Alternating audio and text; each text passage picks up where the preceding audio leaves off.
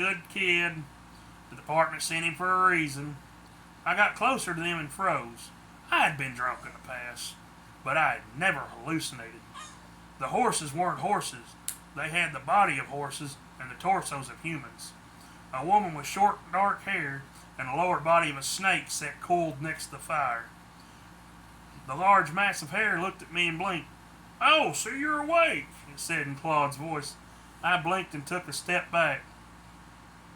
"Oh, shit, they didn't tell him," one of the centaurs said. I stumbled back in disbelief. "Harold, we can explain," Claude said, standing. I turned and broke into a run. I didn't know where I was going.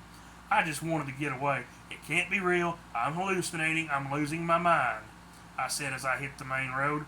I had one thing going for me. I enjoyed running, but tonight I was running for my life.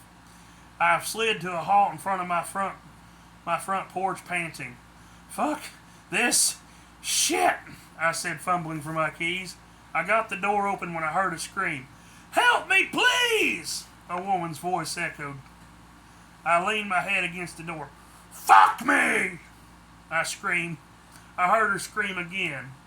"Fuck!" I swore angrily. I grabbed my shotgun and rushed toward the sound of the screaming.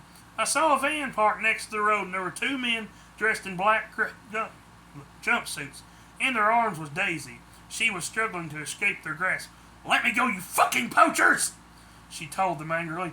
"Quickly, those are with the serum. We can't let her change," one of them said urgently. "Hey!" I said, raising my shotgun. "I'm a federal agent and I demand you release her." They looked at me and laughed. "Sure you are, and I'm the Pope. You're just after the bounty. You know how much these whores fetch on the market?" One of them said, pulling a gun of his own. I ducked as he fired at me. "Shit!" I swore as I hid behind a boulder. Bullets whined off of it and ricocheted into the night. "He's with welfare and safety," Daisy snapped angrily. "He's the new liaison." "Fuck!" The kidnappers shouted in unison. What do they know about my job that I don't?" I asked as I took aim. I fired above their heads. The buckshot roared over them. They dropped Daisy and ran for the vehicle.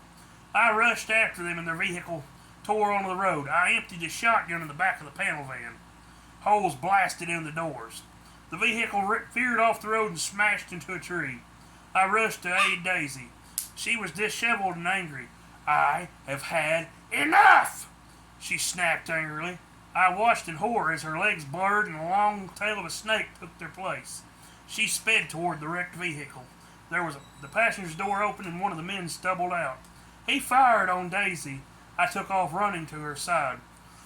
"What are you doing?" I asked myself. "She's a monster. He's going to kill her," I thought as I ran. "She's a person and in danger. And if I let her die, then what kind of man am I?"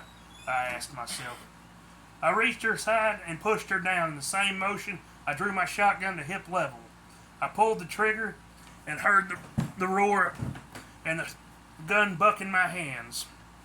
Flame threw from the muzzle and the man who was running after me dropped in a bloody heap. I felt my world stop. I had just killed a man. I didn't care that Daisy was a monster or my neighbors were all mythical creatures. I had just killed someone. Harold, are you okay?" I heard Clovis calling. "We're here," Daisy said loudly. He ran up panting, his eyes glowing brightly in the moonlight. "Harold, are you okay?" he asked me. I looked at him and blinked several times. "Come on, man, let's get you home," he said, leading me to his truck. I looked back at Daisy and then the sky. Less than a week ago, I was a happy office worker. Now I'm a field agent. My neighbors are monsters. I just killed a man, and the damsel in distress turned out to be a Medusa. Clovis, what is it, Harold? Can I tell you something? He looked at me and nodded. What is it? Promotions are bullshit. And that was chapter 1 of my book, Harold Hatch, Cryptid Liaison. I'll post the next chapter probably tomorrow. Y'all have a good evening.